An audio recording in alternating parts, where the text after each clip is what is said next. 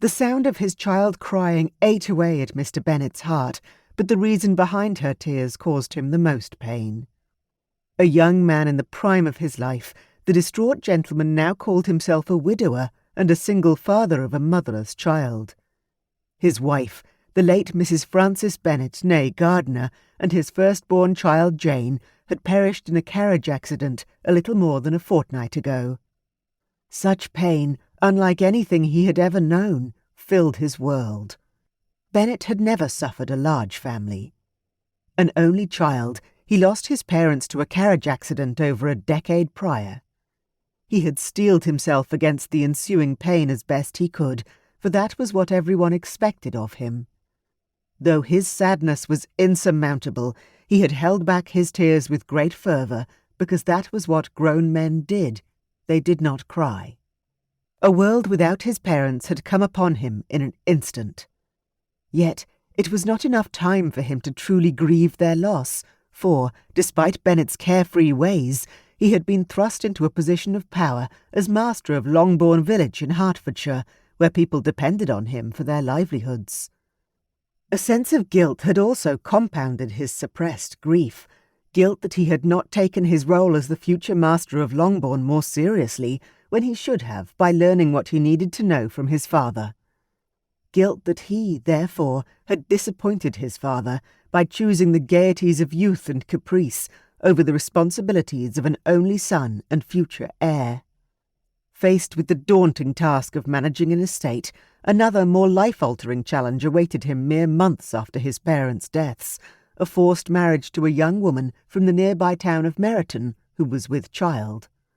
Although she was respectable enough, she was by no means the woman his parents would have chosen for him, owing to her family's roots in trade. Her father was an attorney, and her mother was the daughter of an attorney too, from a neighbouring county. Miss Gardiner was a great beauty, however. What did lineage have to do with anything when the prospect of courting a beautiful woman was at stake for a young man sowing his wild oats? It was the only way he could describe his fascination with Miss Gardiner, for she was not an intelligent woman, not by anyone's standards. In contrast, he was a man of sense and education, a Cambridge man who walked among the pillars of society's elites. How great his love was for her was hard to say, and, indeed, wholly irrelevant. His actions charted his life's choice from almost the moment he first danced with her. "Mamma! Mamma! Jane!" the child cried out once more. Mr. Bennet stroked his daughter's soft cheek and wiped away a tear with his thumb. "Hush! Do not cry, my darling child. My little angel is sad because Mamma is not here to tuck you into bed, and your dearest Jane is not here to snuggle next to you. They are both at rest, though they are surely smiling at you as we speak, and are proud of you. I am proud of you too, for being so strong." Mr. Bennet then leaned over and kissed his daughter's forehead. "But I do not want to be strong.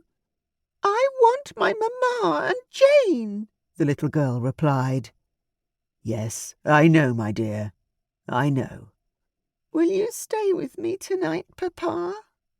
"If that is what you want, my little angel." Mr. Bennet took off his coat and sat on the bed beside his daughter. She threw herself into her father's arms and clung to him.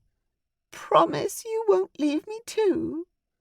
A sharp pang tugged at Bennet's heartstrings as he softly stroked her tiny hand until her eyelids grew heavy and she drifted into a peaceful sleep. He stroked her hair gently until he was sure she was sleeping soundly, then leaned over. He kissed her on the forehead, whispered that he loved her more than anything in the world, and left the room with a heavy heart.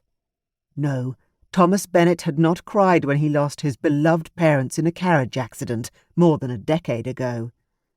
He did not cry when he lost his young wife and firstborn child. Though he had successfully held back the tears for so long, the well of sorrow had not been deep enough to contain his grief. As the carriage pulled away from Pemberley Manor in the early pre-dawn hours, with the recently widowed young man its sole passenger, all he could do was cry.